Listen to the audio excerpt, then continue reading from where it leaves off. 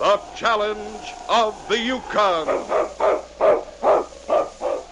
It's Yukon King, swiftest and strongest lead dog of the Northwest, blazing the trail for Sergeant Preston of the Northwest Mounted Police in his relentless pursuit of lawbreakers. On King, on, you husky! Gold discovered in the Yukon. A stampede to the Klondike in the wild race for riches. Back to the days of the gold rush, with Sergeant Preston and his wonder dog, Yukon King, as they meet the challenge of the Yukon.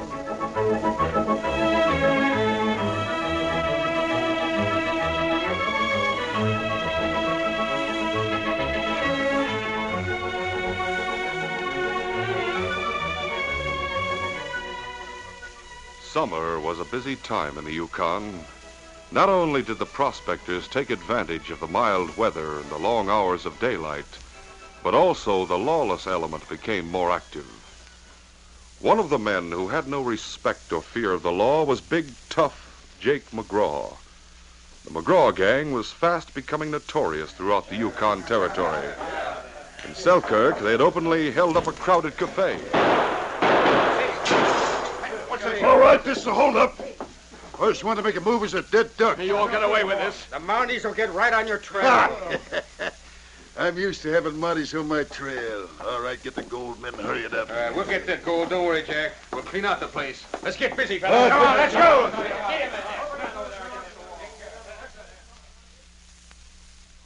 The night before the boat from Selkirk docked at the settlement of Indian Creek, Jack McGraw and his gang held up the express office, where large shipments of gold were ready to be put on the boat. All right, let's go. Right behind you, Jack.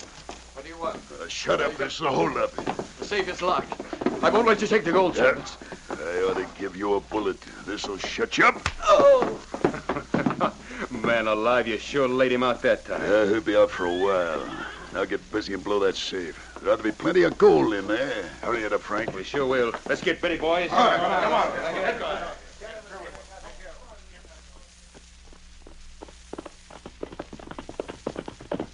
Get up there. Get up. Come on. Get in there. Yeah. Well, men, it looks like this territory is just made for us. By the time that clerk at Indian Creek gets in touch with the Mounties, we'll be back at our hideout near Selkirk with our tracks well covered. Huh? You know, Jack, I'm beginning to think there isn't a Mountie in the whole territory that can ever catch up with you. Yeah. Get up there. Getting our gold your way is sure much easier than breaking our backs digging for it, like the ones we take it from. Having one of the gang always hanging around cafes and towns near where we hide out sure is a good idea, Jack. Sure, Jake. That's how Jack gets tipped off to a lot of things. Like when somebody's leaving with their take. Or like when a big shipment is leaving by boat and things like that. When I used to be around cafes in the past, I heard the men talk freely and easy about various things after they had a few drinks, you see. Each one trying to prove to the other that he was doing better than they were. Yeah. Those prospectors yap all the time about how much gold they take from a claim or so. Well, that's just it.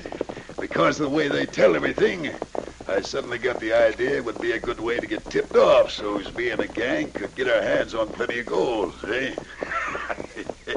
So I decided to forget my measly little claim and let the other prospectors sort of work for me, if you know what I mean.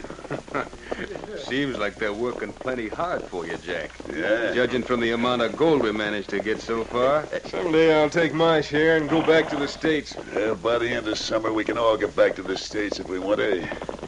I promise we'll have plenty of gold to carry along with us, too. You can count on us to stick with you, Jack. You sure know how to lead a gang. And what's better, how to keep out of the way of the Mounties. It'll take a mighty smart man to outthink you, Jack. Well, thanks. I guess I do have them Mounties gnawing their nails and wondering just where we'll strike next. We'll rest up a bit for a few days, and then if we hear something extra good, we'll get after it. Well, let's hurry it up. I'm getting tired. Get up there. Get there. Come on. A few days later, the McGraw gang struck again on the trail between Selkirk and Whitehorse when they waylaid two prospectors who were taking their gold out on pack horses. Ned, I can sort of forget all the troubles and suffering we went through. Now that we're on our way back to the States with a good take of gold? That's right, Hank. There was the times, though, when I was willing to give up at the drop of a hat. Everything we went through was worth it, though. Yep, it was. I guess we... Hey, here comes a group of horsemen up ahead coming this way. Yeah, I guess they're going up Selkirk way to try to make a strike. Holy mackerel! They were shooting this way. Over our heads, a sort of warning. Must be bandits. Well, they aren't taking my gold. I'll show them. Don't, Ned. There's about 5 of them. We can't hold them off. Ned!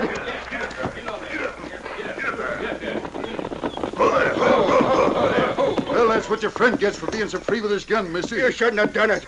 Maybe you killed him. Yeah, maybe we did. You can find out while we take your pack horses. Get them, Frank. Right. Come on, here, you. I got him. All right, let's get away from here. Get up there. Hey, wait, come back. Our gold.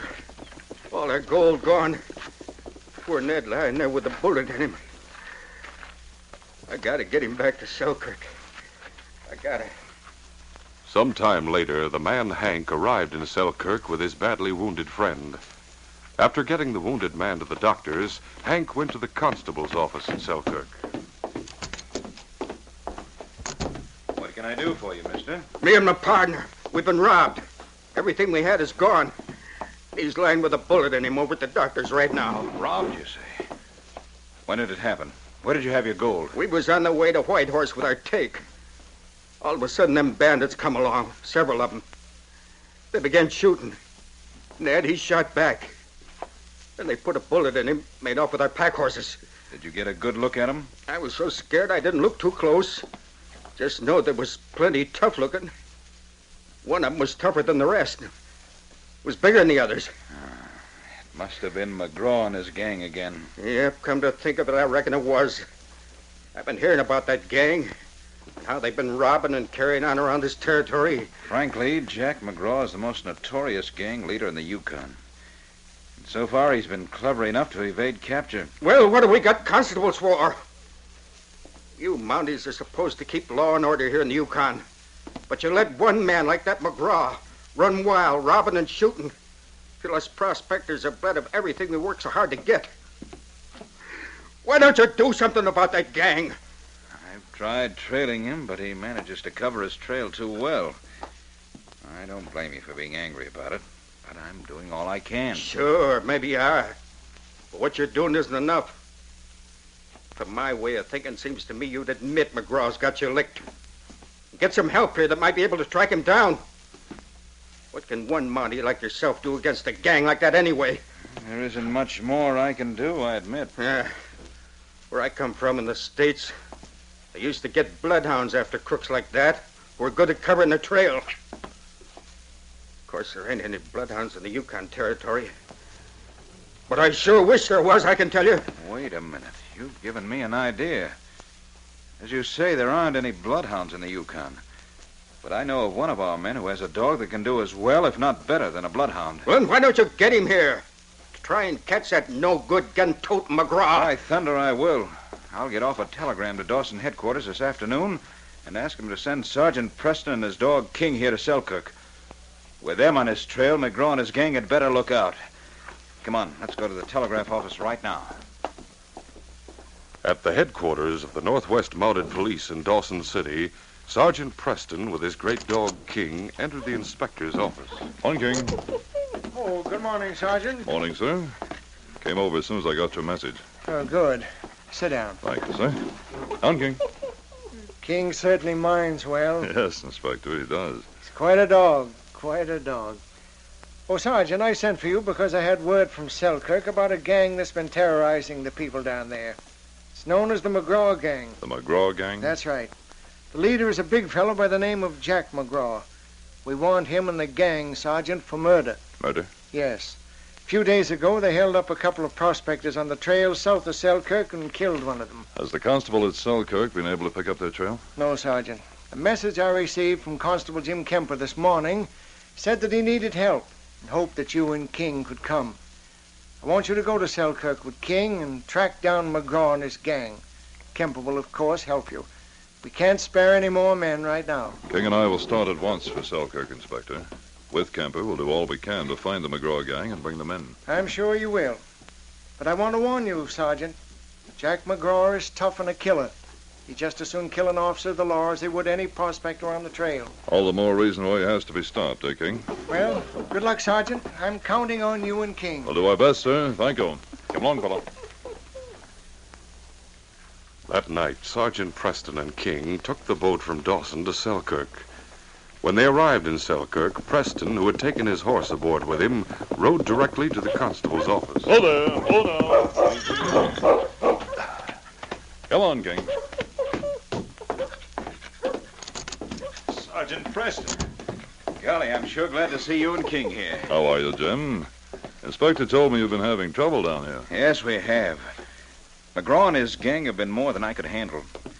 They've got to be stopped, Sergeant. No one feels safe while they're roaming the territory. I can understand that. They're wanted for murder, so King and I will stick with you until we find them. It may not be as easy as we hope.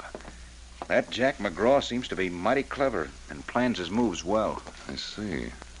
You think he's found out that you sent for King and me? I wouldn't know. But he has a way of finding out things. That means he must have someone around to tip him off. Did you try to trail him after he killed that prospector? Yes, I did. But you know how many travel that trail during the summer. It was impossible to pick up that trail since I didn't get out there until 2 days after it happened. I can understand that. I don't know just where we can begin.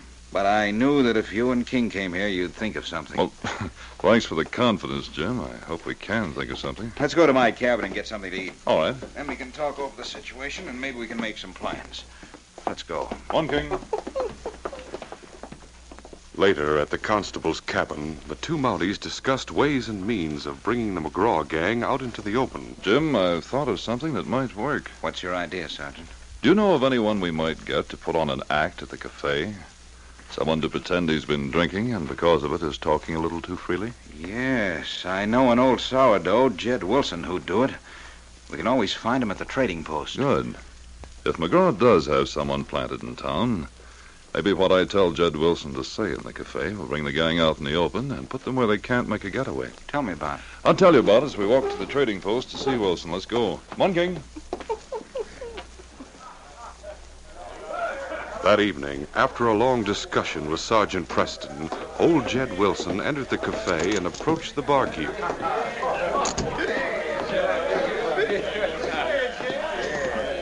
Hi, Jed. How's everything? Fine, Joe. Never better. Give me a little something to take away my hiccups. The same thing will take them away that gave them to you. Must have been visiting with some friends, huh, John? Yeah, just been over the hotel with a couple of friends celebrating. That's what. Celebrating? What for? You made a strike? Nope. Big secret. Big secret. Well, tell us about it, Jed. We're all your friends, ain't we? Yeah, come on. I'm not supposed to tell you, understand? Not supposed to. Sure must be something mighty important. Yep.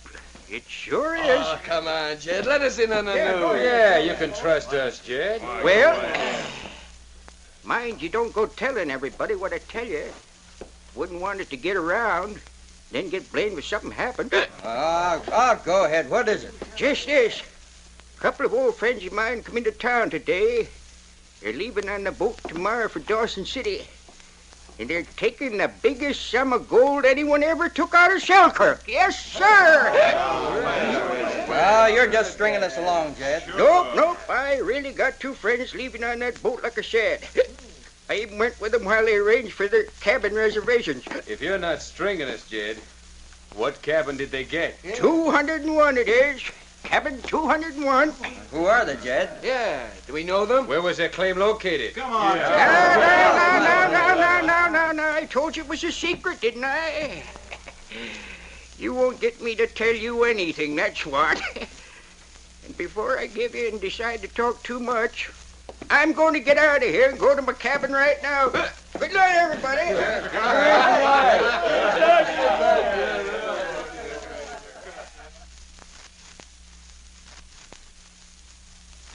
Later that night, at a cabin a few miles from Selkirk, Jack McGraw looked up as one of his men had entered. Jack, I got some news in town that ought to interest you. Well, sit down and tell me what it is. Yeah. Come on. Well, an old sourdough who was slightly tipsy come into the cafe and shot off his mouth about a couple of friends of his who are leaving by boat in the morning for Dawson City. What about it? Where do we come in? Shut up, all of you. Let Frank talk. Go ahead, Frank. Well, seems like the friends he was talking about, they struck it plenty rich, and they're taking their gold with them on the boat. The sourdough claims it's more than anyone's ever taken out of Selkirk at one time. Have to be a lot, then. That sounds interesting, all right. What are their names, Frank? I don't know, but he mentioned the number of the cabin they'll have on the boat.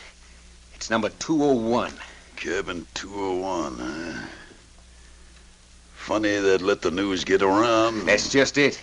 They told the sourdough about it in confidence, but he spilled the news at the cafe when he got to feeling his drinks. What are you going to do, Jack? Do you think it's worth going after? It'd be an easy job, boss. Sure.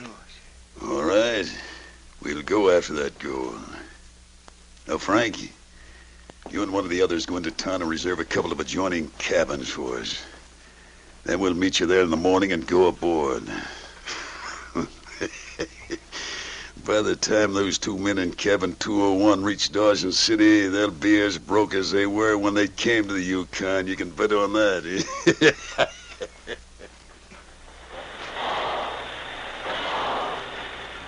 Late that night, Sergeant Preston with King and the constable went aboard the boat at the dock and entered cabin 201 for which they had arranged earlier. Their horses were stabled below decks, and the two Mounties were prepared to await developments. Sergeant, suppose they don't come aboard. What then? If they don't make a move by the time we get to Indian Creek Landing, we'll go ashore and ride back to Selkirk. Will we have to stay cooped up in this cabin until something happens? No, Jim. We'll fix some pillows under the blankets to make it look as if a couple of men are sleeping there.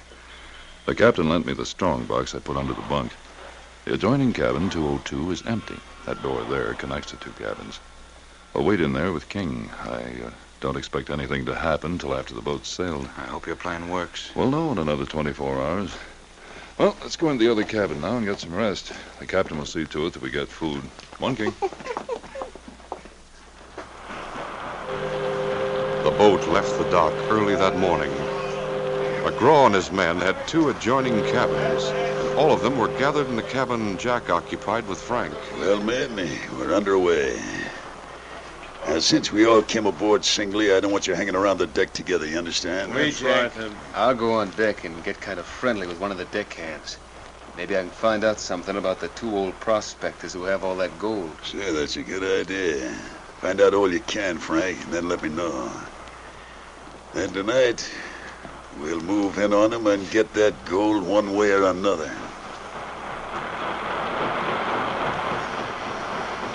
Frank spent some time on deck before he met a deckhand that seemed like the type who would be talkative. Frank approached him and spoke. Say, fella, my cigar went out. You got a match? Yeah, yes I have. Yeah. Oh, thanks. Wow, yeah, that's got it. Here are your matches. And, thanks. That's all right, mister. Hey, maybe you'd like to have a cigar for yourself. Well, now, that's mighty nice of you. I would like to. Well, here you are.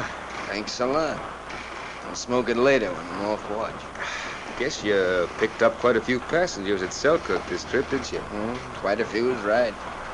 A lot of them will get off at Dawson City, but then again, we'll take on a lot more going to the States. A man I know said a couple of friends of his were aboard. It got on at Selkirk. I think they have cabin 201. A couple of old men, I think he said. They can't be in 201 then. I happen to know there's a couple of Mounties in that cabin. Look for Dawson City. Couple of Mounties, you say? Yeah. In fact, I saw them get aboard and go into cabin 201. Had a big dog with them. I haven't seen them since. They must be sleeping. Yeah. Yeah, I guess so. Well, I'll see you again. Sure. Thanks again for the cigar, mister. Gotta get busy cleaning the deck. A few minutes later, Frank was telling Jack and the others what he had heard. Are you sure he said two Mounties are in cabin 201? Yep, I'm sure, all right. What do you make of it, Jack? Now, wait a minute. Did you say they had a big dog with them? Yeah, that's what the deckhand told me. He saw him come aboard and go into that cabin. What do you think about it, Jack? What about the two old sourdoughs? What about them, huh? Now, quiet down, everybody, and I'll tell you what I think. Well, we're listening. Frank, that story you told us about those two old prospectors with a lot of gold was a lie. Hey, Now, hold your horses. I'm not saying you were lying. But the man that told that story in the cafe lied. I feel sure he was put up to it. Put up to it? Why should he lie? What are you thinking about, Jack? I'm thinking we've been hoodwinked by those two Mounties, that's what. There's a clever Mountie sergeant by the name of Preston. I mean, he's one of those who's aboard? Now, look, I've heard about Preston and that big dog of his. A dog by the name of King. And I believe Preston and his dog are in that cabin with another Mountie. They let that story get around so as to try to trap us, that's what. Say, I'll bet you're right, Jack. That's a dirty trick. We gotta do something then. Yeah, what are we going to do, eh? Now, look, don't start worrying. If they want to play a game, we'll play along with them. But we'll be taking a big risk. We can't have a showdown here on the boat with those Mounties. The captain and the crew will be on their side. Now, calm down, will you? They don't know we're wise to them. That gives us the upper hand. What are you planning to do? They're hot on our trail. And it's going to be all of us, or both of them. And the way I plan it, we've got to get them first. So, how you gonna do it? I don't hanker to face down any Mounties. Maybe we can get off the boat before they know it. Shut up. I know what I'm doing. You'll do things my way or we'll all hang. Now think that over. Yeah, Jack's right, fellas. Even if we do get off, those Mounties won't give up. And with that dog along, we won't have much of a chance to cover our trail. Yeah, we sure will. Now listen, here's what we'll do. Jake, you and the other two have the next cabin. Yeah? Go in there. Then you, Jake, go on deck. Find either the first or second mate. Tell him one of your friends met with an accident. Ask him to come back with you to see about it. Yeah, but then what, Jack? We'll all be in there waiting. When you bring the ship's officer in, we'll jump him, then tie and gag him. Why do that? Whoever you bring back, his uniform ought to fit one of us five. Well, yeah, I guess it would. Then what? We'll leave the mate in there and come back here. Then whoever gets into the uniform will go to the cabin 201 and tell the Mounties that the captain wants them here. That someone's been stabbed to death. That'll bring them on the run. Seeing someone in a mate's uniform will convince them it's true. That's the general idea. And when they come in here, we'll be ready for them. We'll finish them off and toss them overboard. What about Preston's dog? I figure they'll leave the dog in their cabin until they decide they need him. Yeah, but what if they don't? Then the dog will get a bullet the minute they bring him into the cabin. Now go ahead, Jake. See if you can find one of the mates. We'll be waiting in the adjoining cabin until you get back with him.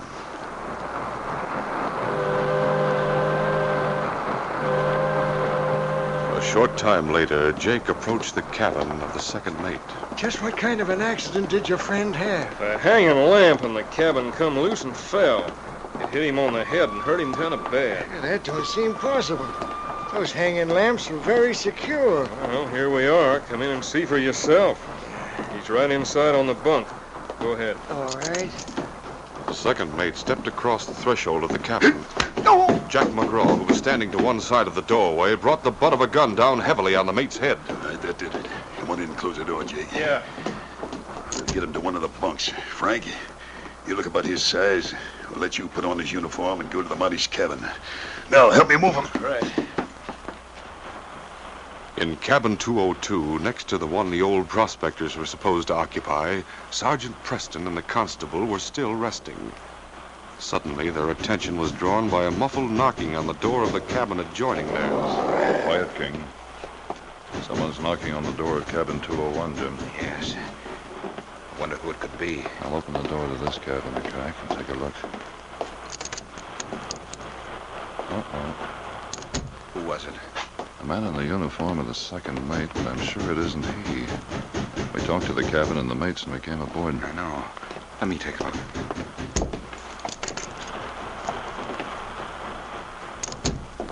Well? You're right.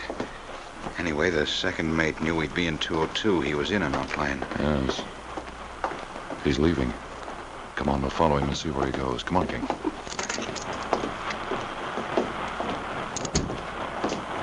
The two Mounties and the dog cautiously followed the uniformed figure along the deck to the rear of the boat, then watched as he entered a cabin and closed the door. cabins, second from the end. Let's go see what we can find out. Easy, fella. Quiet. This is the cabin. Listen. As Sergeant Preston with Jim and King stood listening intently, the muffled voices of Frank and Jack were heard coming from the closed cabin. I tell you, Jack, I knocked several times and plenty loud, too, but no one answered. But those Mounties must be in there. They haven't been on deck this morning. Yeah, but if the dog had been inside, seems to me he would have barked or something. There's several of them in there. Yes, I think it's McGraw and his gang. They tried to trick us. Once again, the two Mounties listened as they heard Frank's voice speaking inside the cabin. Well, what do we do now? The captain misses the second mate and they search the boat. We'll be in trouble when they find him in the end cabin and join in this one, all tied and gagged. I'm not worried about that right now. What bothers me is those Mounties and that dog not being in cabin 201 like we expected them to be. What's it mean, Jack? What can it mean, I suppose? I don't know, but I aim to find out. They must be up to something. They know we're after them. Yes, Jim. We better move in on them right now. They're killers, so have your gun ready. Come on. Reach, all of you. You're covered. The Mounties. They found us. Don't let them get away with us. I'll get one of them. No, you don't. Oh, my head. All right, get them down, men. As Jack grabbed his gun, he leaped to one side and aimed at Sergeant Preston. But in the excitement, he didn't notice the big gray shadow that had streaked in the door and headed in his direction. The intelligent dog King knew death came from a gun, and he sprang with a deep-throated growl straight at McGraw's gun arm. Look out for that dog. But the warning came too late, and the force of King's advance knocked Jack McGraw to the floor. I'll take him away. Shoot the dog, Jake. Shoot him. Get him off. Grab that gun, you. Easy, King. Down, fella. We're getting out of here. Right to the next cabin. Stop him, King. As the remaining two crooks headed for the connecting door between the cabins, King sprang ahead of them and stood growling in the doorway, causing them to hesitate. Drop your guns. Here's mine. And mine, too. Now, McGraw, get to your feet. Let go of me, Mountie. If you didn't have that gun, I'd... Hold my gun, Jim. Sure. Now, McGraw, I don't have my gun. All right, then take this. That's what I was waiting for. Quiet, King. I'll fix you, Preston. I haven't time to wait. Oh. What's the matter? What's going on? What's the matter here? We've had a run-in with the McGraw gang, Captain. They tried to lead us into a trap after finding out we were aboard. Well, my second mate, over on that bunk, he seems to be wounded. That's not your second mate, as you'll see if you look again, Captain. Your mate is tied up in the adjoining cabin. They hope to use his uniform to get us to come here where they could waylay us. Yeah, now I see that he isn't the second mate. Hey, that's the man who gave me a cigar and asked a lot of questions. Oh? Did you mention that we were in cabin 201? Oh, yeah. Yeah, I guess I did. He seemed nice enough and all. So that's how they found out. Well, Captain, you can help us tie these men up, and we'll take them to headquarters in Dawson. You know, Captain, it's rather unusual for a bunch of crooks to pay their own way for the trip. Shut up. Don't let that dog start anything again. Just a growl from King is enough to scare the notorious Jack McGraw. Oh, that dog sure settles things fast when he goes into action. And so do you, Sergeant. King and I like action, Jim, but we're both glad this case is closed. Hey, King?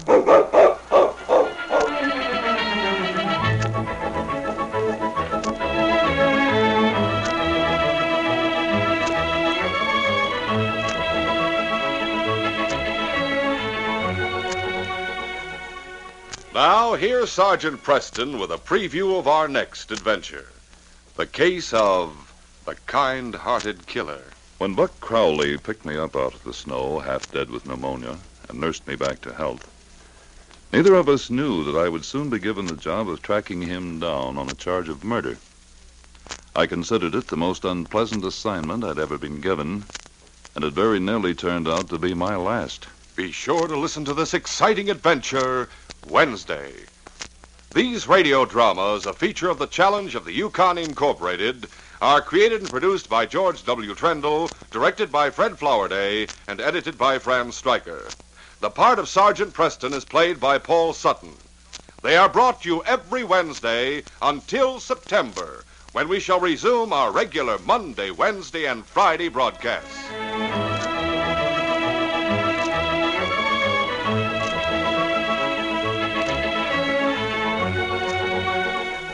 This is J. Michael wishing you goodbye and good luck till next Wednesday. So long. This is ABC, the American Broadcasting Company.